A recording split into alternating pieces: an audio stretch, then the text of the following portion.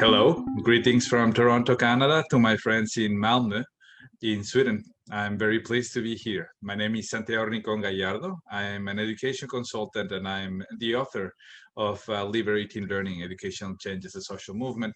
And I wanted to take this time to talk with you briefly about some of the most recent ideas that I have been working on and developing in thinking about education for the future. What comes next? What is it that we have to do as educators and education leaders to make sure we prepare our kids to not only survive, but also to thrive in the new world? We are currently living in times of crisis, and crisis as defined by Antonio Gramsci is a state where the old system is dead, but the new system hasn't been born yet. In the Chinese culture, crisis is defined as a combination of two characters. This is the kanji, or the symbol for crisis, wei ji. And in the Chinese language, crisis again has two concepts that give it its meaning. The first concept, wei, is danger. The time of crisis is a time of danger, but at the same time, it's a time of multiple possibilities. That's the meaning of Wuji, of the second part of the concept. Crisis then is a time of danger. There's a lot at stake, and there are so many pieces moving that many outcomes are possible. That doesn't mean that what comes after a crisis is better than the world that we knew before. There's nothing actually to guarantee that the system that's coming, the world that comes after a crisis, is in any way better than the world that preceded it. And we are currently living times where nothing less than the human project is at stake.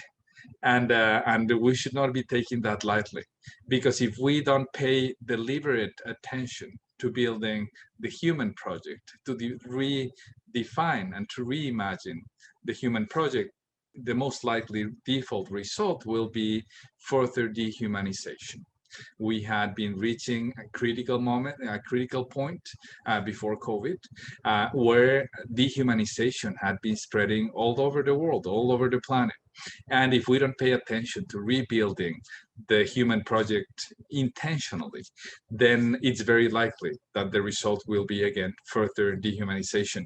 And as educators, we need to pay special attention to making sure that we contribute to rebuilding the human project, to build a world that's more humane, more just, more democratic, more sustainable.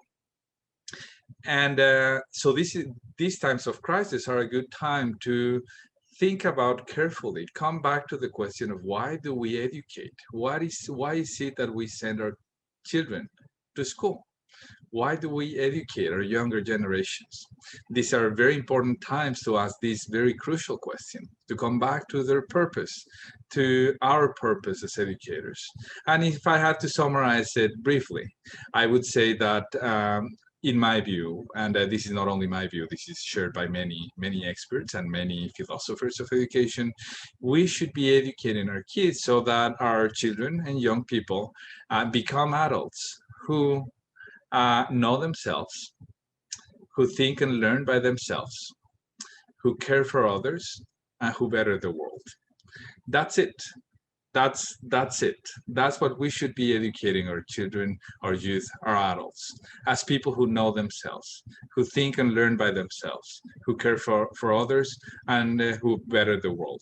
I don't think there will be a lot of debate around these ideas. Any of us, any person who takes the time to think about what we want for our children and for children around the world, I think we will come to an agreement that these are important. These purposes are top of the list, are things that we care about and that we would like to make sure that our kids are prepared to do and to learn to do. Now, the problem is that schools as we know them have not been very good at cultivating any of these four purposes, at fulfilling any of these four purposes. In schools, we fundamentally learn to be taught. What does that mean? We learn to sit quietly, to pay attention to what the adult in the room is saying, to understand and respond to the expectations of the adult in the room. We basically learn to do as we are told. We learn compliance.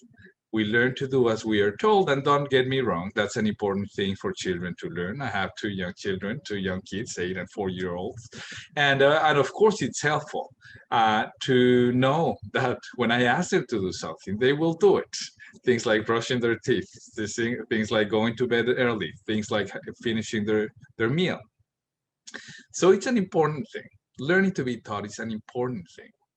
The problem is when that is the most prominent experience for our children in our schools most of the time, when that's the core lesson that they learn. Because learning to be taught and learning to learn are two very different things. Learning to be taught is about expecting, is learning and conditioning oneself to, to, to expect that instructions will come from someone else, to expect for somebody else to define for ourselves. Learning to be taught is about putting the responsibility to define what is good, what is true, what is beautiful outside of ourselves. It's about expecting somebody else to define that for us, to say what is good, what is true, what is beautiful. Learning to learn, on the other hand, is about accepting the responsibility and owning the responsibility to define by yourself, by ourselves, what is true, what is good, what is beautiful. It requires a lot of autonomy, and it requires a lot of creativity and critical thinking. It's about taking ownership of the responsibility to determine what is true, what is good, what is beautiful, as opposed to expecting somebody else to do that for you. Learning to be taught and learning to learn then are two very different things. And schools historically have been much better at helping kids learn to be taught than they have been at helping kids learn to learn on their own. Learning at the end of the day is a practice of freedom. Learning is a practice of freedom. And when we think about learning as a practice of freedom, we come to realize that schools as we know them are very far from cultivating this kind of learning as a practice of freedom. Now, it should not come as a surprise that schools are not prepared to cultivate learning as a practice of freedom, because compulsory schooling, as we know it, was not designed to cultivate powerful learning. Historically, compulsory schooling has had three major roles, three major functions. Compulsory schooling was designed to provide three major services to society. One is custody, taking care of children while parents are working. Control. Once you have kids in the building, you need to develop mechanisms of control to make sure that they stay safe and that they don't go crazy. And at the same time, control was a very important function at the time of the emergence of compulsory schooling, which was in the times of the Industrial Revolution, where lots of waves of immigration were coming from the countryside to the emerging cities for adults to work in the factories. And yes, they needed, societies at the time of the emerging cities needed a place where parents could send the kids while they went to work in the factories. But with the emerging waves and the fast pace of growth of immigration, of the population, with a lot of immigrants coming into the cities, the societies at the time needed some mechanism for social control, and compulsory schooling helped serve that purpose. So custody, control, and sorting. Schooling has historically been as well an institution that classifies students based on certain criteria, very often very arbitrary criteria, to determine who has access to what kind of merit, to what kind of opportunities. So this is what the school systems that we know, compulsory schooling as we know it, has been designed to do. And these are the three functions that schooling knows how to fulfill well. It's well designed to do it. But when it comes to learning, it turns out to be a very imperfect and a very disabling technology. Schooling is good as we know it to provide custody, to control, and to sort our kids. But it's not very good when it comes to preparing our kids as confident, joyful learners. When it comes to thinking about the change that needs to happen in education, this is the basic unit we need to pay attention to and that we need to try to transform. It's the pedagogical core. The pedagogical core is basically the relationship between an educator and a learner in the presence of an object of knowledge. This is at the end of the day where learning happens or not. This is the basic unit where learning happens or not.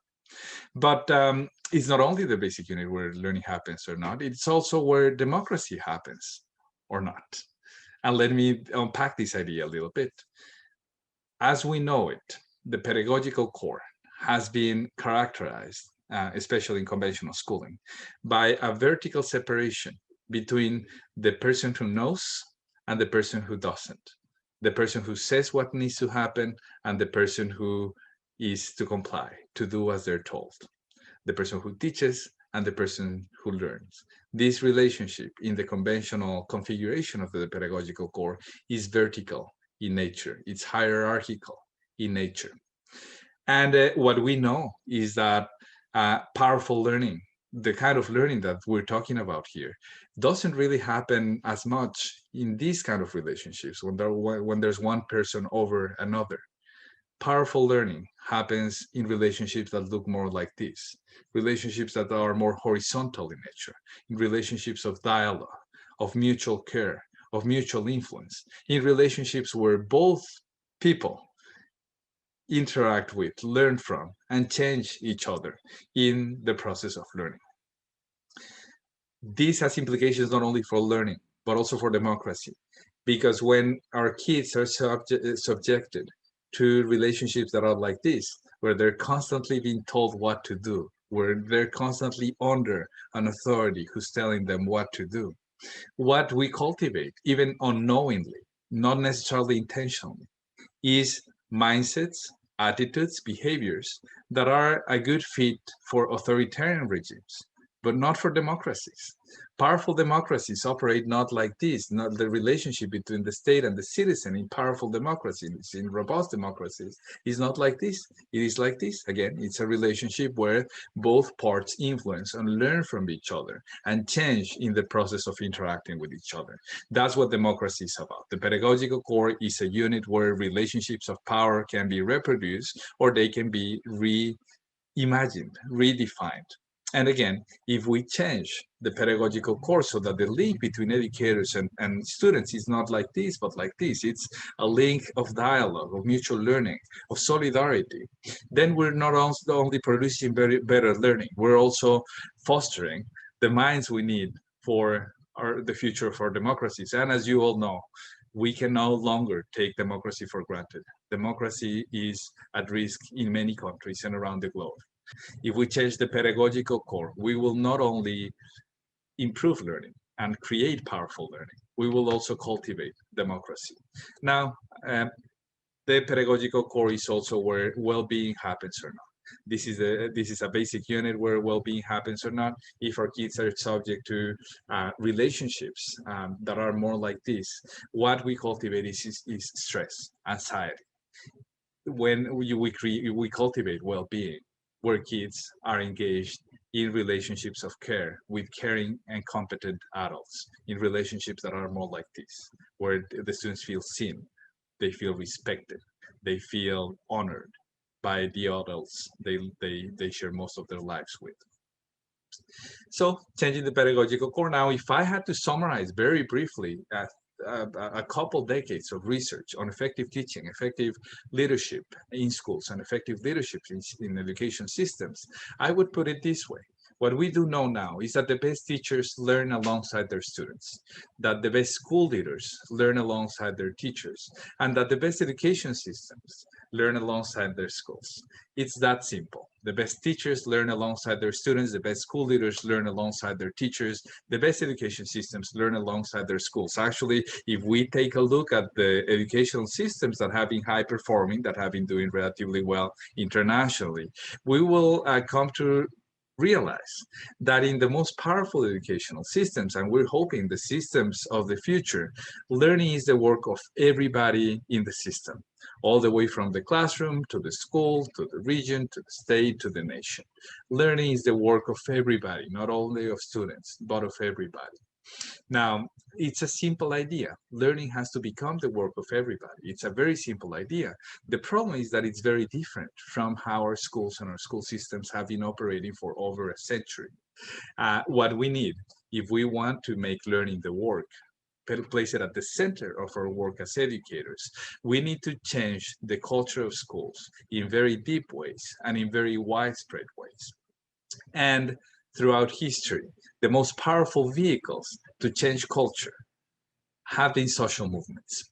So I've been arguing elsewhere in my most recent book that social movements offer us a good, powerful metaphor for the new paradigm that can guide how we think about and pursue educational change. It is not about creating a program for everybody to implement. It is about igniting a social movement that liberates learning, that unleashes the capacity of our children and our adults to learn powerfully. That's what it is about. And the good news is that this idea of educational change as a social movement is not just a theoretical elucubration.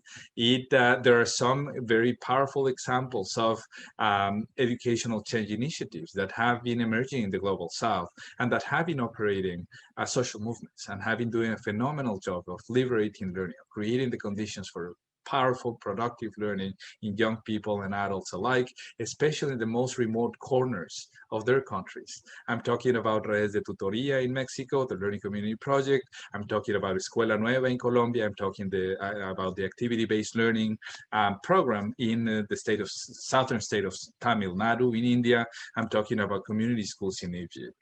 All these initiatives have created very powerful conditions for kids to learn at their own pace with caring and competent support of adults in the school, where they demonstrate publicly what they're learning and how they're learning, where students help each other with the things they know well. Where the teacher facilitates the learning rather than teach a lesson to everybody at the same time. And these 4 initiatives have reached thousands of schools in a relatively short period of time. And the way they have done it has been through tactics similar to what social movements do, through organizing, through networking, through creating a sense of collective identity and collective power to change the dynamics of school. What these movements have been doing is to replace the grammar of schooling with the language of learning. And that's part of the work we have to do, to replace the grammar of schooling with the language of learning. That's the nature of the work we have to do. This little table describes this in some more detail, and this will be available to you in some slides that the organizers will have with them. But I wanted to complete this presentation with a short tweet, one of my favorite tweets of all times from a guy called the Stoic Emperor. And I like this tweet because it summarizes the nature of the work that lies ahead for us. For a few centuries, Sapiens has tried to make himself, herself, like a machine. He has learned to arrive on time. He has learned to repeat after the teacher. He has learned to do repetitious tasks reliably. Machines are now better at being machines than sapiens is. Sapiens must now relearn how to be human. That's the nature of the work that lies ahead of us. We need to rebuild the human project through education. Liberating learning is a fundamental piece in that quest. And I hope we will find a way to make it happen. Thank you very much. I look forward to hearing from you, and I hope you have a very productive conference. Take good care and see you later.